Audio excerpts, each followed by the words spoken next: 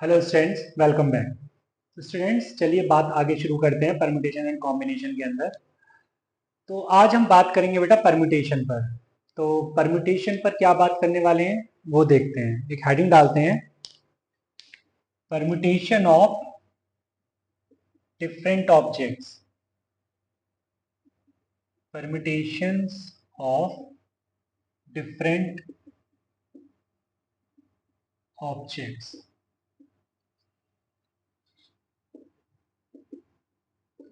जैसा कि पहले भी हम बता चुके हैं कि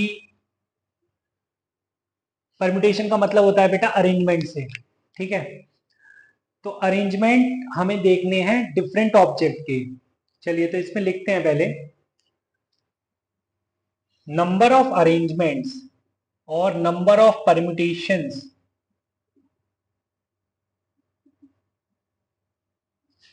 of r objects taken at a time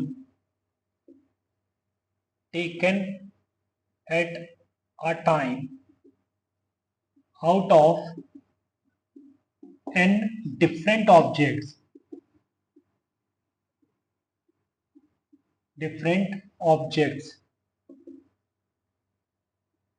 is n minus 1, n minus 2 and so on up to n minus r plus 1। ठीक है बेटा, ये बनेगा बाय फंडामेंटल प्रिंसिपल, मतलब ये बनने वाला है, ये नंबर ऑफ बेस बनने वाले हैं। ठीक है, या you can write number of permutations और नंबर ऑफ अरेंजमेंट्स। देखिए ये एक्सप्रेशन कैसे आएगा, इसको समझना पड़ेगा हमें। ठीक है, तो एक प्रूफ है, ज़्यादा कोई कॉम्प्लिकेटेड नहीं है। देखिए जैसे यहाँ पे हम बात करते हैं,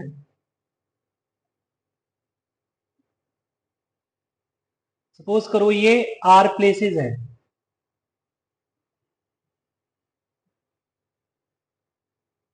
ये फर्स्ट प्लेस है, ये सेकंड प्लेस है, ये थर्ड प्लेस है, एंड से लास्ट में ये कोई आरएथ प्लेस है। ठीक है, अब मुझे इन प्लेसेस पर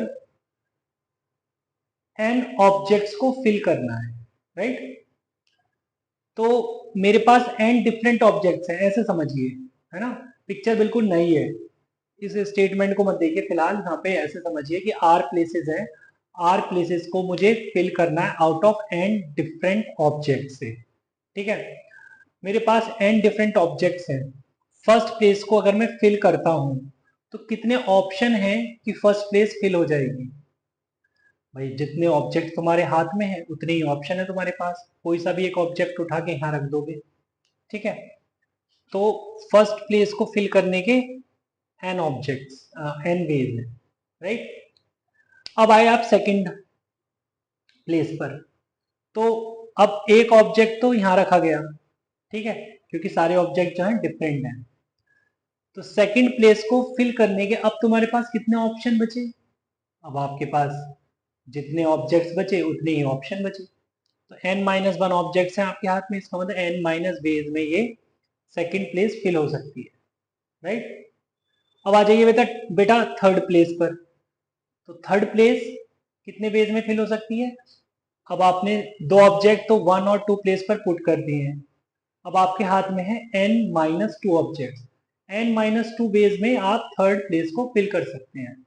तो बेटा यहाँ पे लिखूंगा मैं n माइनस टू, राइट। तो मैं ये देख रहा हूं कि सेकंड प्लेस को n माइनस वन में, थर्ड प्लेस को n माइनस टू में, तो आर प्लेस को कितने वेज में, n minus of r minus one ways में, जिसका मतलब है कि n minus r plus one ways. ठीक है, तो मैं यहां पे लिखता हूं कि number of ways to fill r places, r places out of n distinct objects is equal to number of ways to permute are objects at a time out of n distinct objects. ठीक है बेटा, तो ये जो चीज मैंने अभी अभी बताई है ये एक्चुअली में इसका प्रूफ बन जाएगी. ठीक है कि भाई सीधी सी बात है यार, इसमें तो कोई इधर उधर बात ही नहीं हो रही है कि number of permutations of r objects taken at a time out of n different objects is this. तो मैंने क्या किया, मैंने आर ऑब्जेक्ट्स की जगह आर प्लेसेस बना दी. ठीक है, ओके, आर प्लेसेस बना दी और उन आर प्लेसेस में मैंने कहा कि इनमें से आर ऑब्जेक्ट से पुट किए जाएंगे आउट ऑफ एन. राइट, तो वैसे ही है ना कि आउट ऑफ एन ऑब्जेक्ट्स आप आर ऑब्जेक्ट्स ही तो पुट करने वाले हो. ठीक है, तो ये कुछ इस तरीके से बनेगा, है ना. अब वो आ कितना रहा है निकल के, by fundamental principle of accounting,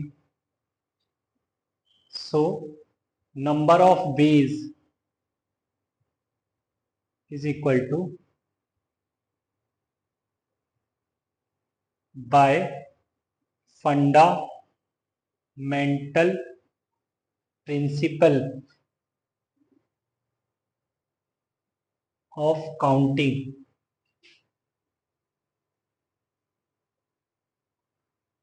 fundamental principle of counting ये कहता है कि n और n, ये फर्स्ट जॉब जो है n वेज में कंप्लीट हो सकती है, फिर सेकंड जॉब n-1 वेज में, थर्ड जॉब n-2 वेज में और आरथ जॉब n-r+1 वेज में. ठीक है, जबकि हमें करनी सारी की सारी है, आर जॉब ही कंप्लीट करनी है. तो बेटा ये आ गया. ठीक है, और शायद यही मुझे करना भी था. ठीक है, अब थोड़ा सा आगे गए हम. ठीक है, थोड़ा सा आगे गए, थोड़ा सा मुझे लग रहा है कि ये फॉर्मूला जो है ना थोड़ा ज़्यादा बड़ा हो रहा है, इसे थोड़ा कॉम्पैक्ट बनाया जाए. n into n-1 two n-2 dot dot dot dot n-r+1. फिर हमने क्या किया, ऊपर नीचे कुछ मल्टीप्लाई किया. क्या मल्टीप्लाई किया, जैसे n-r+1 से एक फैक्टर नीचे क्या जाएगा, n-r जाएगा, फिर n-r-1 जाएगा, उसके बाद 3, 2, 1. ओके, मतलब मैंने ये मल्टीप्लाई किया, डिवाइड भी करूंगा फिर इससे, n-r-1 dot dot dot dot 3, 2, 1. Right, तो बेटा 1 से लेके n तक मल्टीप्लीकेशन दिख रहा है मुझे, तो ऊपर मैं लिख दूंगा n फैक्टोरियल, और नीचे क्या है 1 से लेके n-r तक मल्टीप्लीकेशन, तो नीचे लिख दूंगा n-r का फैक्टोरियल. राइट, अब ये जो नया एक्सप्रेशन हमको दिख रहा है n फैक्टर अपन n-r फैक्टोरियल, इसको हमने क्या नाम दे दिया, npr. This is n factorial upon n-r factorial. ठीक है, यहाँ पे बेटा, यहाँ पे r जो है वो ग्रेटर देन और equal to 0 but less than और इक्वल टू n है. ओके, ये बात समझ आती है. और एक पॉइंट इंक्लूड करेंगे हम इसमें, इन npr objects are different. ठीक है, इन npr objects are different. तो हमने ये फॉर्मूला किसके लिए बनाया है, हमने ये फॉर्मूला बनाया है npr is nothing but permutation of r objects taken at a time out of n different objects. और इसको हम एक्सपेंड करते हैं तो क्या मिलता है, n factor upon n-r factor. ठीक है, चलिए तो आगे चलते हैं, इस पे कोरोलरी देख लेते हैं. चलिए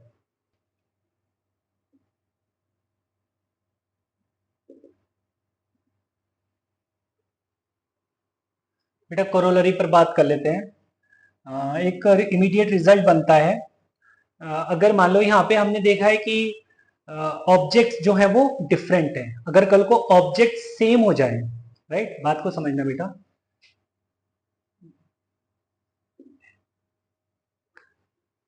इफ ऑब्जेक्ट्स गेट रिपीटेड, मतलब सेम हो गए है ना, object gate repeated,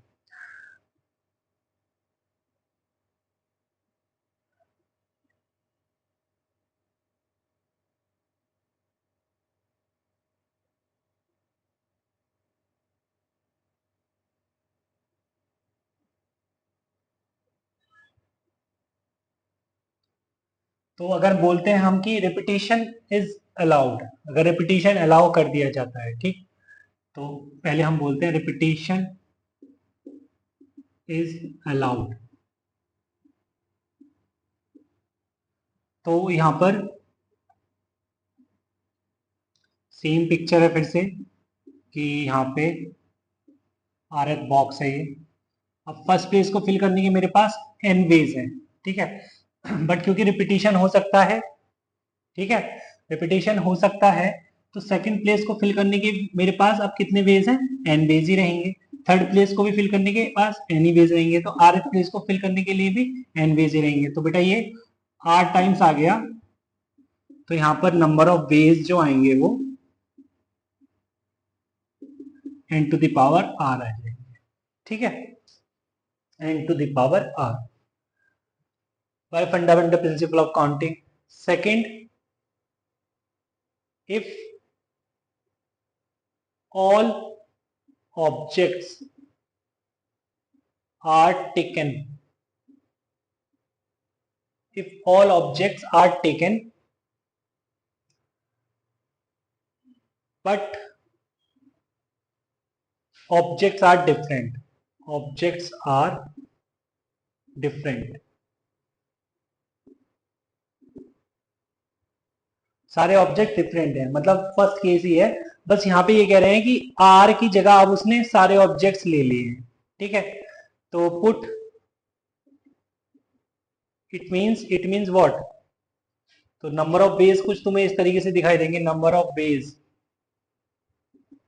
n into n minus one into n minus two dot dot dot dot n minus of n minus one, ठीक है बेटा, तो ये कुछ इस तरीके से दिखेगा, n n minus one n minus two dot dot dot dot, last में ये वन दिखेगा, मतलब वन से लेके एन तक का प्रोडक्ट, मतलब एन फैक्टोरियल। तो कहने का मतलब ये है कि एन पी एन क्या निकल के आया बेटा, एन फैक्टोरियल, क्योंकि यहाँ पे r is equal to n हो गया है, ओके। थर्ड,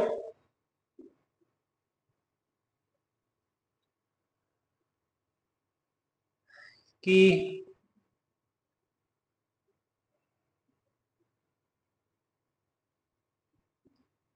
थर्ड बेटा ये है कि zero factorial is equal to one होता है, जीरो फैक्टोरियल वन होता है, ठीक है। अभी जीरो फैक्टोरियल वन कैसे होता है, अभी अभी देखा है हमने कि एन पी आर होता है बेटा n factorial upon n minus r factorial, ठीक है। अगर मैं आर को एन पुट कर दूं तो यहाँ पे एन पी एन मेरे को क्या दिखेगा, n factorial upon n minus n, मतलब जीरो, जीरो फैक्टोरियल, तो क्रॉस मल्टीप्लाई कर दूं तो बेटा zero factorial is equal to n factorial upon n P n. अभी अभी मैंने निकाला है कि n factorial n P n is n factorial, तो बेटा n factorial upon n factorial zero factorial, तो यहाँ से जीरो फैक्टोरियल बेटा मुझे क्या दिख रहा है, जीरो फैक्टोरियल तो वन दिख रहा है, राइट। तो चलिए अभी तक हमें ये पता था कि जो फैक्टोरियल डिफाइन होता है वो नेचुरल नंबर्स के लिए होता है, ठीक। अब हमने ये भी देख लिया कि जीरो फैक्टोरियल भी डिफाइन होता है और उसकी वैल्यू वन होती है, ठीक है। तो हम कह सकते हैं कि जो फैक्टोरियल नोटेशन है वो डिफाइन होती है for whole numbers.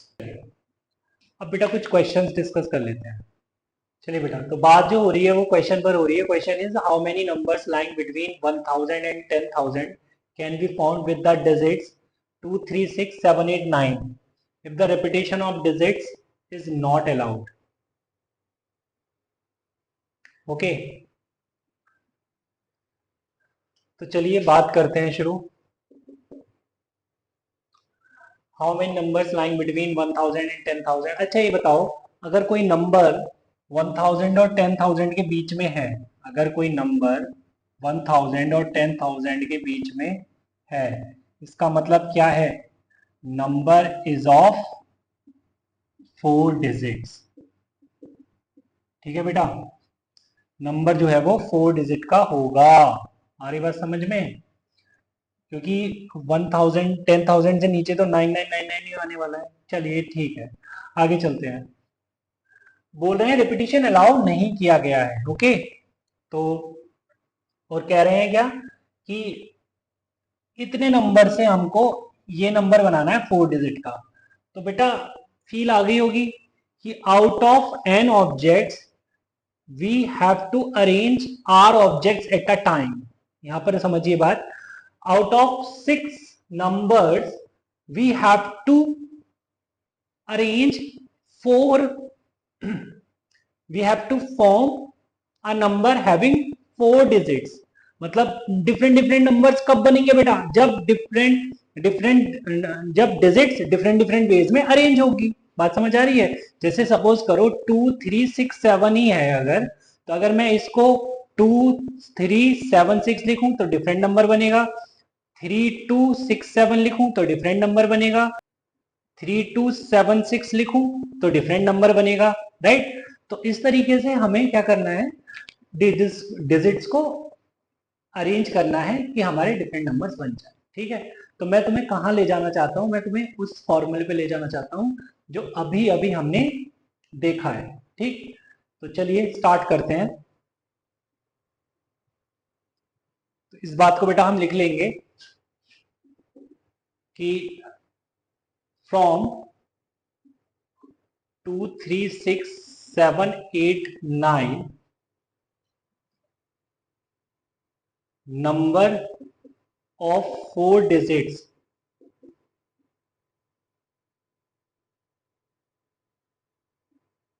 numbers of 4 digits have to be formed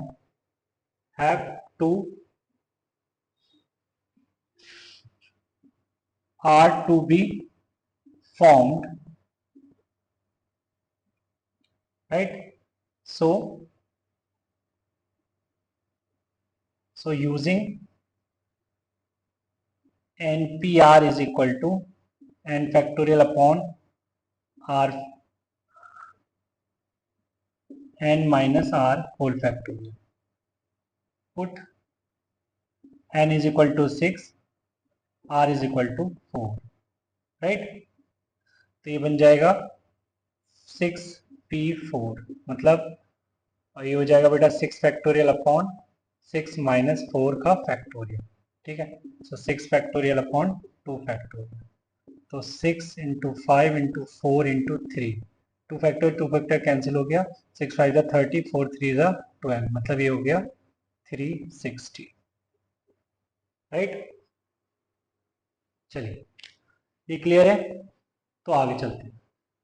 देखिए बेटा, इस बात को समझिएगा.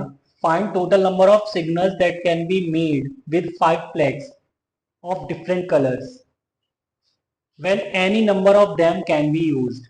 ठीक है, हमें बेटा डिफरेंट डिफरेंट सिग्नल जनरेट करने हैं यूजिंग 5 फ्लैग्स. ओके, बोल रहे हैं कि सिग्नल तो एक फ्लैग से भी बन सकता है, सिग्नल 2 फ्लैग से भी बन सकता है, सिग्नल 3 से भी बन सकता है, सिग्नल 4 से भी और सिग्नल 5 से भी बन सकता है. तो टोटल नंबर ऑफ सिग्नल्स कितने बनेंगे ये बताना है. ठीक है, तो बेटा देखो, अगर हम 1 फ्लैग यूज कर रहे हैं, 1 फ्लैग इज यूज्ड, ठीक है, आउट ऑफ 5, तो नंबर ऑफ सिग्नल्स कितने बनेंगे? मतलब आप क्या कर रहे हैं, out of 5 object you have to pick और you have to arrange 1 object at a time. ठीक है, तो क्या हो जाएगा ये 5p1, राइट। तो 5p1 का मतलब है कि 5 factorial upon 4 factorial, that is 5, right. Second, when two flags are used, अगर दो फ्लैग यूज किए गए हैं सिग्नल के लिए तो नंबर ऑफ सिग्नल्स जनरेटेड कितने हो जाएंगे, 5p2, मतलब 5 फैक्टोरियल अपॉन 3 फैक्टोरियल, कितना हो गया, 5 इंटू 4 मतलब 20। Third, number when 3 flags are used, तो नंबर ऑफ सिग्नल्स कितने हो जाएंगे, 5p3, 5p3 5 factorial upon 2 factorial मतलब 5 4 3, ये तो 60 आ गया, ठीक। और 4 फ्लैग्स आर यूज्ड, तो उस केस में नंबर ऑफ सिग्नल्स कितने होंगे, 5p4, तो 5 factorial upon 1 factorial, that is 5 4 3 2, ये हो गया 120। अगर बात करें बेटा, जब सारे के सारे फ्लैग्स यूज किए जा रहे हों तब तो 5 फैक्टोरियल डायरेक्ट आंसर बोलना चाहिए मुझे, है ना। ये हो जाएगा 5p5 मतलब 5 फैक्टोरियल विच इज 120 आ गई, राइट। तो अगर बेटा टोटल नंबर ऑफ सिग्नल्स की बात करें, टोटल सिग्नल्स वो कितना हो जाएगा, जस्ट ऐड करिए इनको, 5 प्लस 20 प्लस 60 प्लस 120 प्लस 120, ठीक है। सो ये आपका आंसर आ जाएगा, दैट इज 365, सभी 240 325, ओके। इसको हम ऐसे भी कर सकते थे बेटा कि when one flag is used, तो 5 में से पहले आपने एक को चूज किया 5C1 बेस में और फिर उसे 1 फैक्टोरियल वे में अरेंज कर दिया, ठीक। क्योंकि हम जानते हैं ना NPR is nothing but NCR into r factorial, right. तो इस तरीके से कर सकते थे, प्लस 5C2 बेस में 2 फ्लैग्स को पहले चूज किया और उसके बाद उसको 2 फैक्टोरियल बेस में अरेंज कर दिया। थर्ड वन इज, थर्ड क्या था, व्हेन आपने आउट ऑफ 5 ऑब्जेक्ट्स आपने 3, आउट ऑफ 5 फ्लैग्स आपने 3 फ्लैग्स को चूज किया और 3 फैक्टोरियल बेस में फिर अरेंज कर दिया, प्लस 5C4 बेस में 4 फ्लैग्स को चूज किया और फिर 4 फैक्टोरियल बेस में अरेंज कर दिया, और at the end 5C5 base में 5 फ्लैग्स को चूज किया और 5 फैक्टोरियल बेस में अरेंज कर दिया, ठीक है। तो ये भी क्या आने वाला है, ये भी 325 भी आएगा। इसको ऐसे भी समझिए, परम्यूटेशन के क्वेश्चंस को हमेशा कॉम्बिनेशन के पॉइंट से भी समझा करूं, ठीक है। चलिए, जिस बेटा क्वेश्चन लिख दिया है, in how many ways 4 persons can sit in 6 chairs,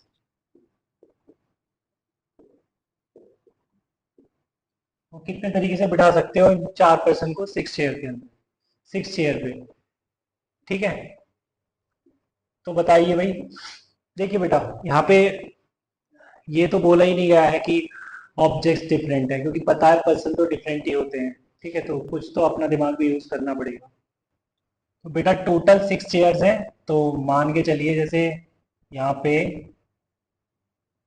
1 2 3 4, तो जैसे ये 4 ऑब्जेक्ट्स मतलब 4 प्लेसेस मतलब 4 पर्सन है, ठीक है।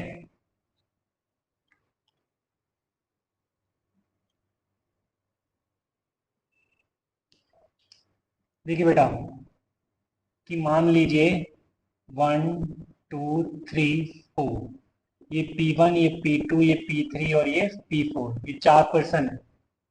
ठीक है, अब इन 4 पर्सन में पर्सन P1 के पास गए चेयर लेके, तो कितने वेज हैं कि इसको बिठाया जाए? भाई जितनी चेयर है आप C1, C2, C3, C4, C5, C6 किसी भी एक चेयर पे बिठा दीजिए, तो 6 वेज हैं, राइट। इसको बिठाने के अब 5 वेज हैं, इसको बिठाने के अब 4 वेज हैं और इसको बिठाने के अब 3 वेज। ठीक है, तो आंसर कुछ इस तरीके से आएगा, नंबर ऑफ वेज 6, 5, 4, 3। 6 5 30 इंटू 12 मतलब 360, राइट। और डायरेक्ट भी बोल सकते थे, क्या यूज करके, 6P4, ठीक है, 6P4 is nothing but 360, right. चलिए बेटा एक क्वेश्चन और लेते हैं। चलिए बेटा, तो question is total number of 4 digit number that can be made from 97531। ठीक, तो ये तो वही है कि भाई इन 5 डिजिट का यूज करते हुए हमें 4 डिजिट का एक नंबर बनाना है। ठीक है, तो डिफरेंट डिफरेंट नंबर्स बनेंगे ना, क्योंकि डिफरेंट डिफरेंट टाइम्स पे डिफरेंट डिफरेंट आप डिजिट उठाएंगे 4 और डिफरेंट डिफरेंट नंबर बनेंगे इस तरीके से, राइट। तो फिर से वही बात कि अगर मान लो बेटा, मैं डायरेक्ट फॉर्मूले पर भी आ सकता हूँ, है ना, डायरेक्ट फॉर्मूले पर भी आ सकता हूँ, बट फिर भी थोड़ा सा समझना चाहिए हमको। ठीक, तो ये 4 डिजिट का नंबर है, 5 डिजिट हमारे पास है, फर्स्ट डिजिट को फिल करने के हमारे पास 5 वेज है, फिर 4, फिर 3 और फिर 2 रह जाएंगे। ठीक है, तो जो नंबर ऑफ वेज आ जाएंगे वो फंडामेंटल प्रिंसिपल ऑफ काउंटिंग के साथ कितने आ जाएंगे, 5, 4, 3 एंड 2। 5 4 से 20 एंड 2 3 से 6 मतलब 120। ओके, और नंबर ऑफ नंबर्स मैं ऐसे भी बोल सकता हूँ, कैसे, 5 है